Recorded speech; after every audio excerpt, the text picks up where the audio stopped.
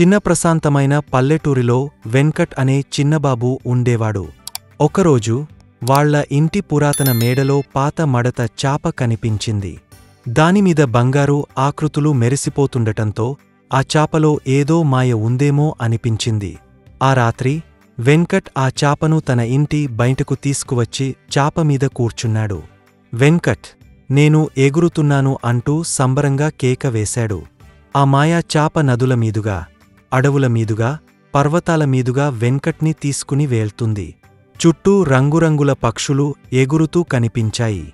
కిరణాలతో మెరిసిపోతున్న జలపాతాలు, ఆకుపచ్చ వనాలు కంటపడుతున్నాయి. ఒక పల్లెటూరిలోని ప్రజలు బావి చుట్టూ ఉన్నట్లు కనిపించారు.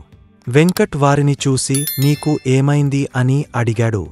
బావి ఎండిపోయిందని చెప్పారు. వెంకట్ వెంటనే ఆలోచించి అతను సమీపంలోని పర్వతానికి వెళ్లి అక్కడున్న పెద్ద జలపాతాన్ని చూసి మాయా చాప సహాయంతో ఆ నీటిని గ్రామం వైపు తీసుకువస్తాడు. బావి నీటితో నిండిపోయింది. గ్రామస్థులు ఆనందంతో కేకలు వేసి వెంకట్కి కృతజ్ఞతలు తెలియజేశారు. వెంకట్ మాయా చాపమీద కూర్చుని ఇంటికి వెళుతుంటే అడవిలోని ఒక మూల నుండి చిన్న శబ్దం వినిపించింది. వెంకట్ క్రిందికి వెళ్లి ఒక పసికుక్క అక్కడ ఉండటం చూసి ఆ కుక్కపిల్లను బయటకు తీసిన తరువాత ఆ కుక్కపిల్ల ఆనందంగా అతని వైపు చూస్తూ మాయా చాప పైన కూర్చుని ఇద్దరు పైకి ఎగురుతారు.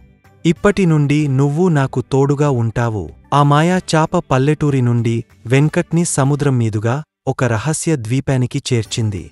అక్కడ ఉన్న బంగారు ఇసుక తీరాలు మెరిసిపోతున్నాయి మరియు చిలకలు మాట్లాడుతున్నాయి.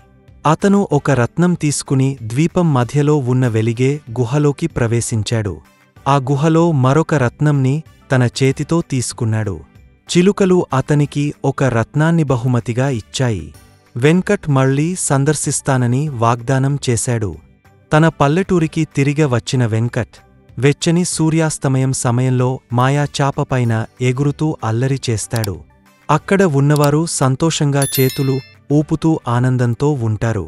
ఆ మాయా చాపను ఇతరులకు సహాయపడటానికి ఉపయోగించాలని నిర్ణయించుకుంటాడు. మరిన్ని వీడియోస్ కోసం లైక్, సబ్స్క్రైబ్ మై ఛానల్.